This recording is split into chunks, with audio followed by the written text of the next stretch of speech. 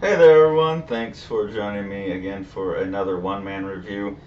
Today I'm going to do a review of an artist, not just a book, but an artist, one of my favorite comic artists right now, someone who's just like continually baffling me with how great their work is. And I'm looking at his stuff because he has a new book out, a new translation out, I should say, called The Butchery. From Fantagraphics books. Fantagraphics has been translating a couple things, and I hope they translate a lot more by this artist, Bastien Vivès. The first time I saw Bastien Vivès, it was something that I got online. It was just a translation online. I don't know that it's actually been published in English. I cannot find an English copy, at least. So I saw this book here, To My Eyes, and it looks like a scan of a book, so I'm not sure, but I haven't been able to find a copy. If people have English copies or know where to get one, let me know. I'm kind of hoping Fantagraphics will do a reprint because it seems like a sister book or a cousin book to the Butchery thematically. But this is the first page here, and in this first page, like, Bastien Vivès made me fall in love, and like with the character and with his art and with what he does as a comic artist, just the very slow, simple, like single camera view of one person. And as you go through these first few pages, like you can see these characters having their first moment. You know, you're occupying obviously one of the characters' point of views here at the library, and that first like little timid glance up where she realizes she's being looked at and then goes back to studying and then looks again and checks and makes sure no one else is looking. That's the kind of very small, quiet human stuff that Bastien Vivès excels at and is something that I just love. I absolutely love the way he does it. And the first little conversation, and he's so good at gesture and pose, the acting of his characters, like the little bashful tug on the shirt there, this kind of like flirty conversation that she's obviously having with the character who you're occupying. So that first scene there of To My Eyes, um, just absolutely won me over, and the rest of that book is great. So I really hope I can get a hold of, or that Fantagraphics or somebody does a translation. The Butchery, which is his new book that just came out, is similar. It's a similar thing. A lot of his stories about characters falling in love and then breaking up. So very simple, but again, he excels at those moments, those small moments. Um, so I don't want to. I'm going to go through a lot of his books. I don't want to share too much of any given book because I really just cannot recommend this artist enough. But here you have that similar style of the really loose line work with like the colored pencils, and the characters are just in those intimate moments, and they're always very real intimate moments, you know, just like sitting there brushing your teeth together and kind of being in love like that. Um, Watching her walk out, you know, it's almost like because the characters aren't terribly sexualized, they become sexier, at least to me from a male perspective. Um, and just that shot of him sitting there brushing his teeth, being totally smitten. And then this book, a lot of his books are about relationships falling apart. So there's a lot of this kind of stuff in the Butchery where it's just these little almost icons of action of characters going through the motions, or they're like little play sets. You know, you can imagine this as like a three-person play, and just his choreography of the characters and the perfect posture, the perfect gesture every time. He's so good at that.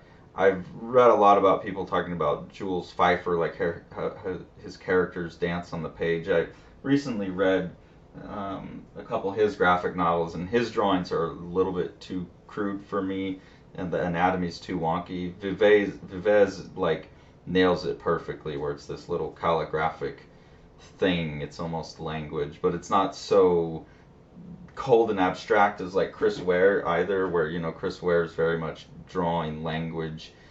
This still has a lot of humanity to it. So those are a couple pages from the new book, The Butchery. Absolutely go get this. It's he also has he has a way of packing a lot into almost nothing. Like this whole book probably took about 10 minutes to read, but it'll stick with you if it feels like you spent a whole year and a half with these characters. So just absolutely fantastic stuff.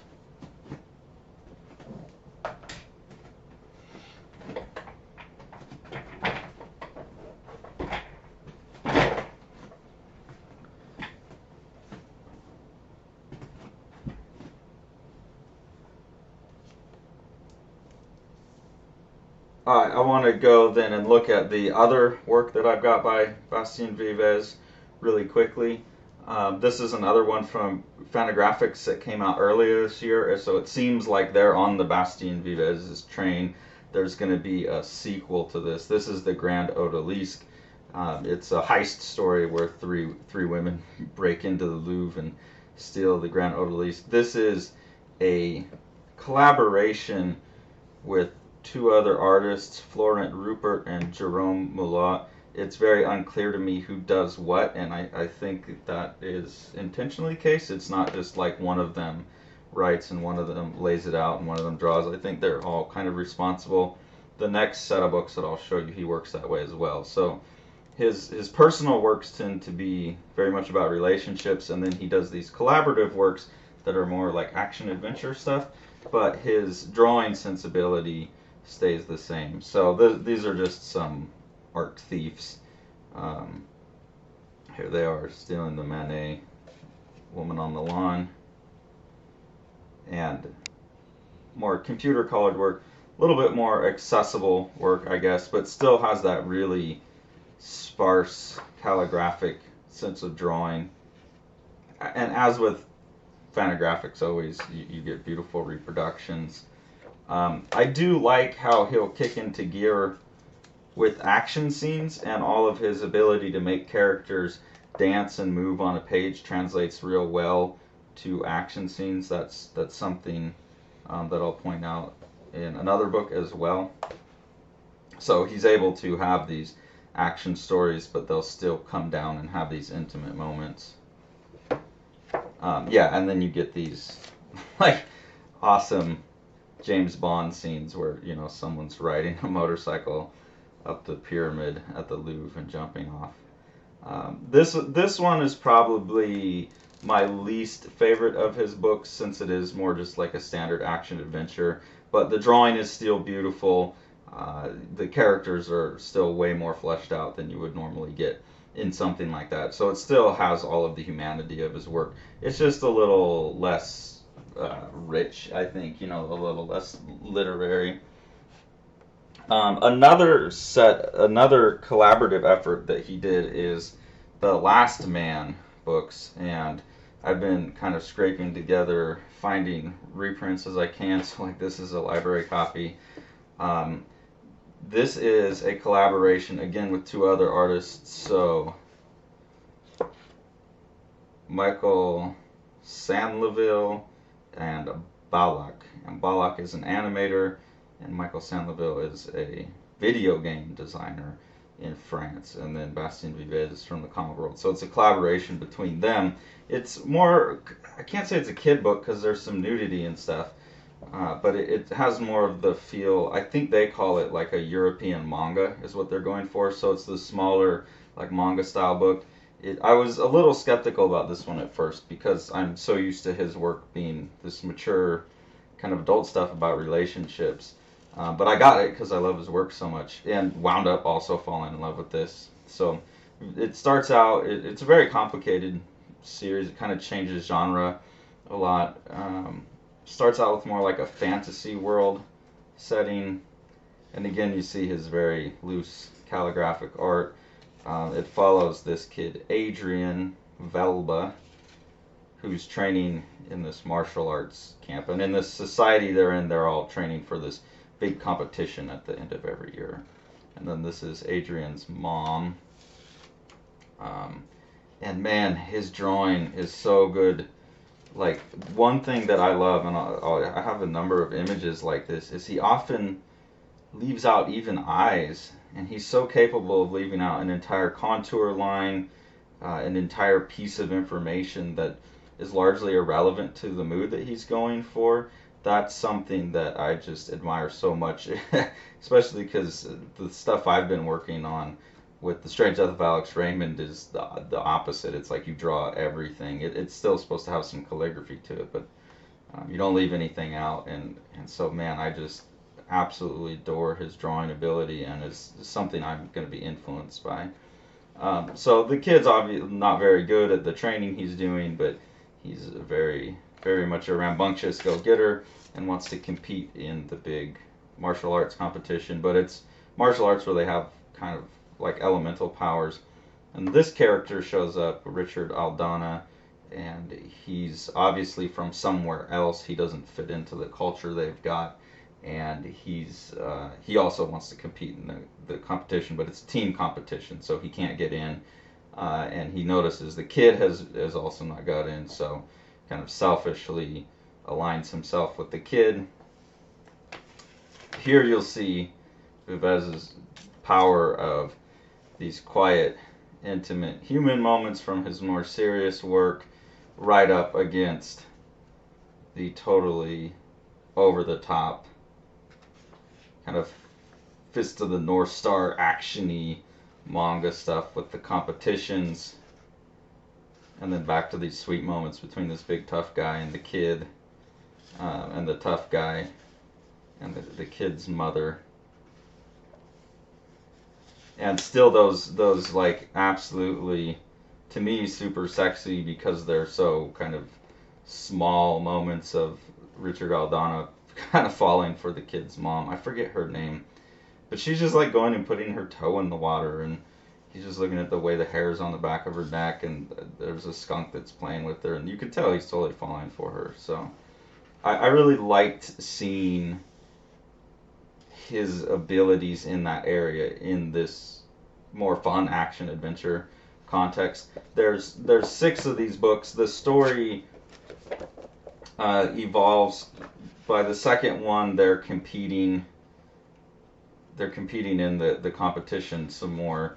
The relationship between Richard and Adrian's mother develops, and again you can see, I love these drawings where he just leaves out the eyes, leaves out so much information. We'll leave out whole contour lines and use the grays.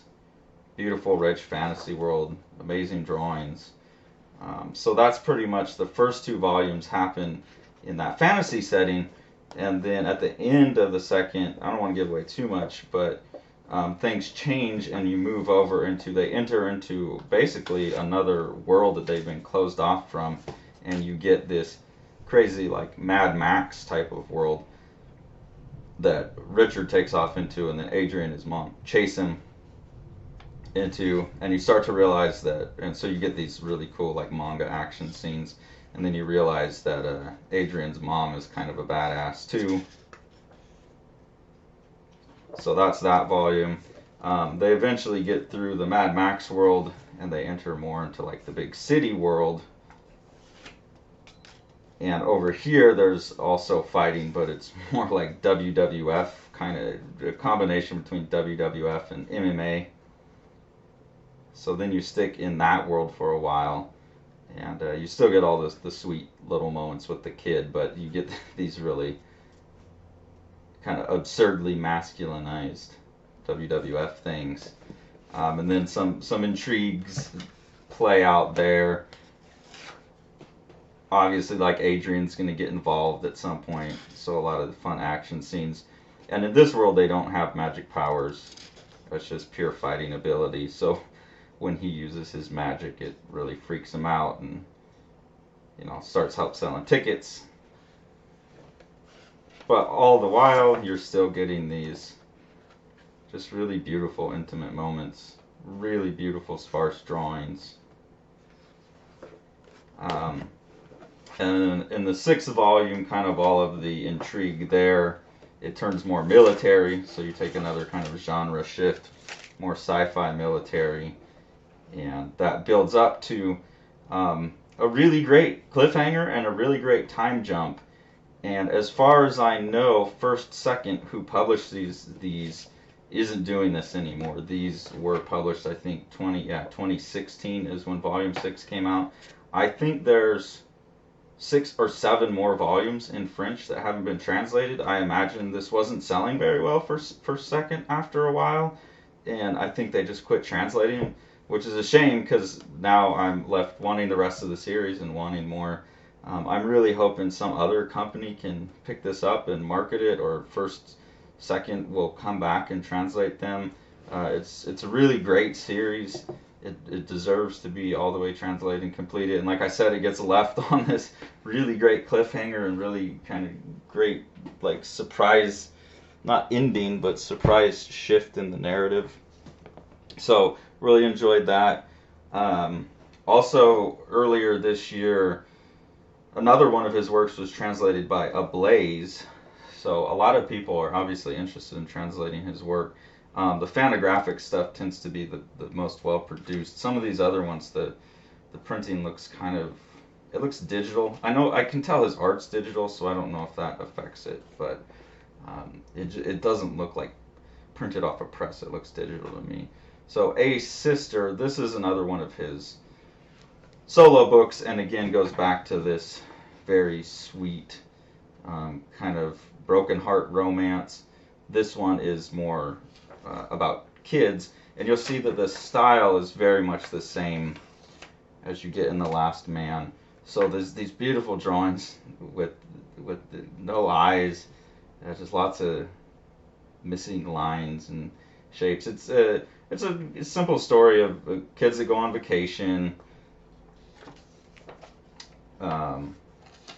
This main character gets caught up with the family that they're living with, and there's a slightly older teenage girl there, and she hooks him into coming out and hanging out with some of the bigger kids and drinking a little bit and smoking some weed.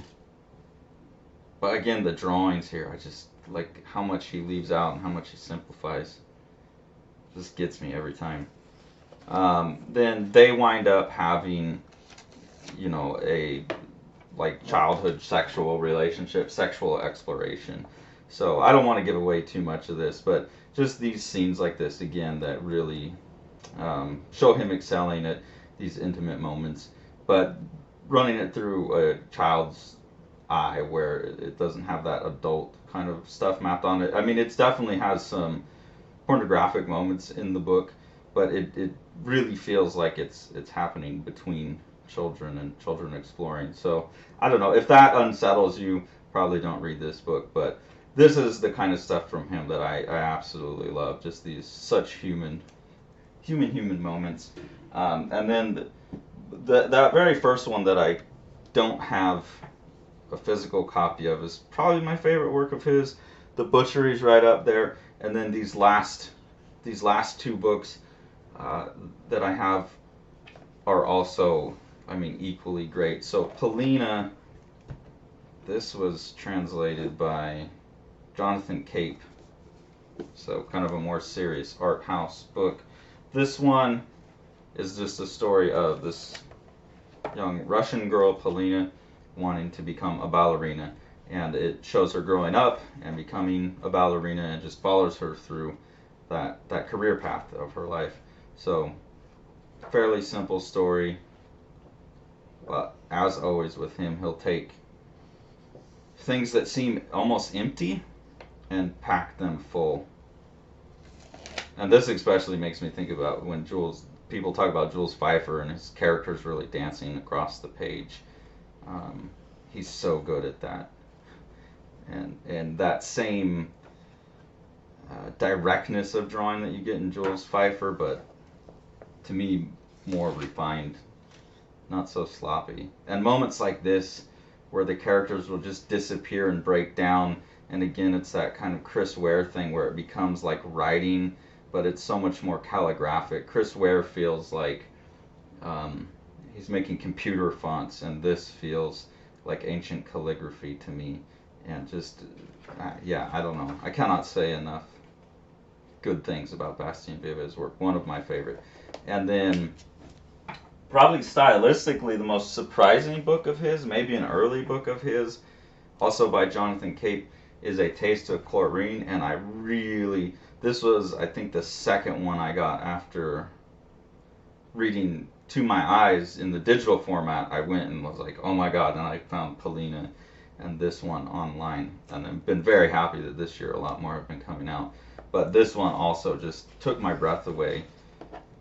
Really different style, more linear, and then filled in with color and more like detail. So it's a story, it's again a really almost empty story that's so emotionally full. It's a guy that's having shoulder problems, and his masseuse recommends that he go to the pool and swim, and you know that activity could help strengthen his shoulder.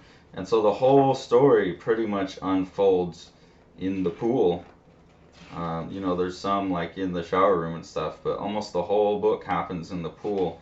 And the amount of variety he gets in his compositions just in that one setting is mind-boggling.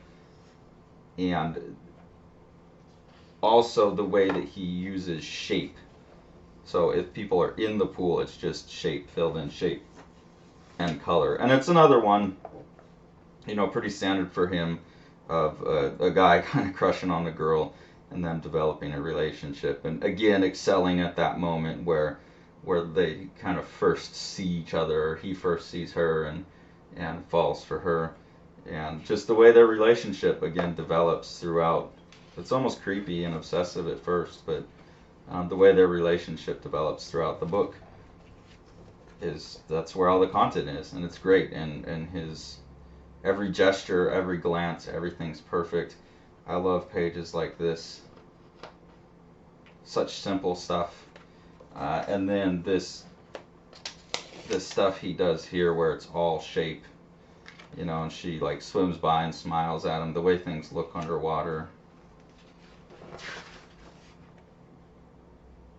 Going underwater and smiling at each other, and then coming back up into the line-based stuff, talking underwater.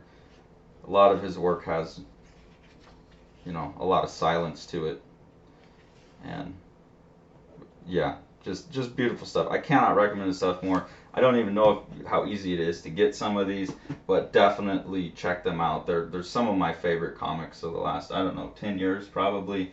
Really excited for anything else that gets translated. Really hope someone translates or reprints the translation, the digital translation that I saw, To My Eyes.